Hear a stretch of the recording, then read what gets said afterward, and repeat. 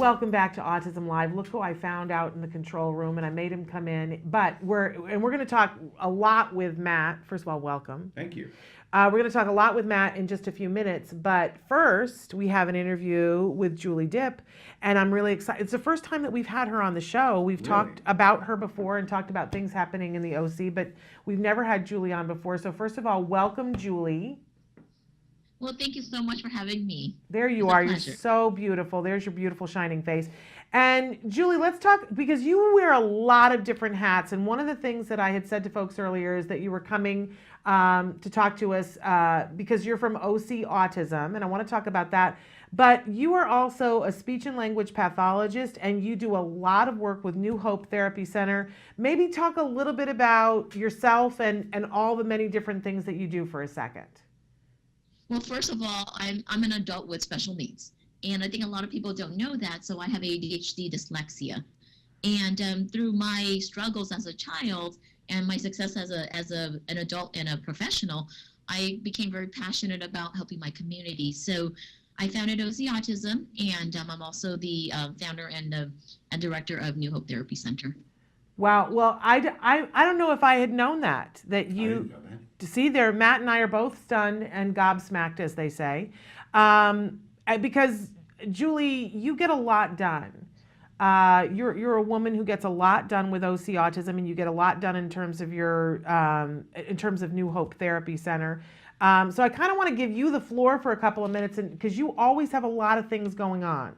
Talk to us about, if somebody is in Orange County, why they need to know about New Hope Therapy Center and what OC Autism is up to.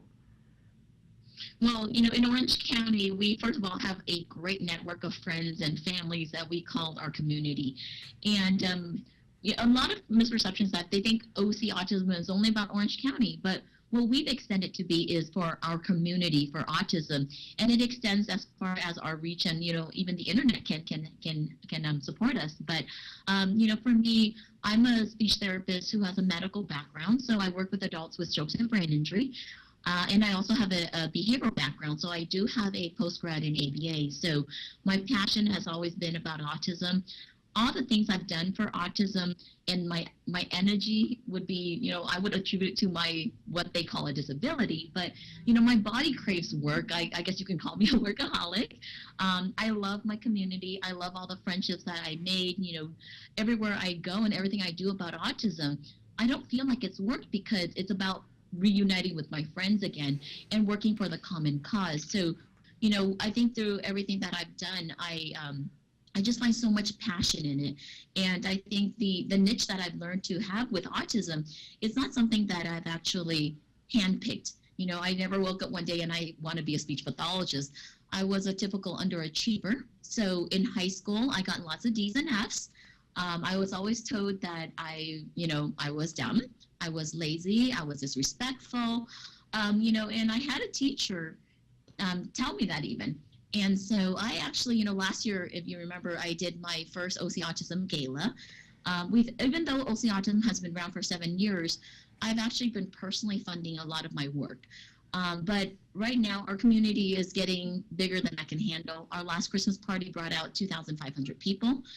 And right now it's about, coming together and finding different ways to help out. So, I feel so blessed to know you and know Matt, and even have, an opportunity to wear many hats, because as you know, when you see me at different events, sometimes you see me as a photographer, sometimes you see me as a volunteer. I don't believe there's any job too big or too small, but I think the job that makes me, that is most rewarding to me, it's the job of connecting with a family, so being that mentor, being that person that provides a resource has always been, that has always brought me the biggest pride and joy. Well, and you do that amazingly. Where can people go to find out more information about New Hope Therapy Center? Well, New Hope Therapy Center, I'll be honest, I focus so much on OC Autism that everybody knows me for OC Autism. Okay. New Hope Therapy Center is my private practice, but I haven't yet had a chance to even do my website. Okay. For me, I get so many referrals, but I do have a website up. I mean, it only says it's coming, but it's newhopetherapycenter.com. OCautism.org is our nonprofit charity website. We actually get up to 20,000 hits a month. And the reason is that, I try my best to organize volunteers every week and do an event calendar. So anytime you have an event, Matt has an event, Larry from Fullerton Cares, anybody who has an event that's related to autism, I put it on there. Because for me, I try not to really filter and put my personal bias into what I do.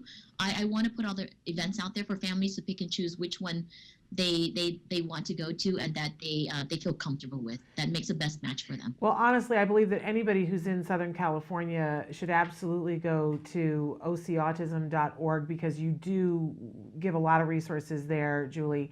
But I also think that I hope that, and I expect you'll probably get a bunch of people who will want to know more about your private practice because honestly, I mean, we're two parents sitting here. Mm-hmm. Being able to find a speech and language pathologist who has an understanding of ABA, that's a unicorn that we all want to find.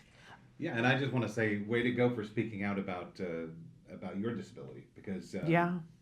I have a similar past. And I was a student that people thought was dumb, and I had teachers tell me that.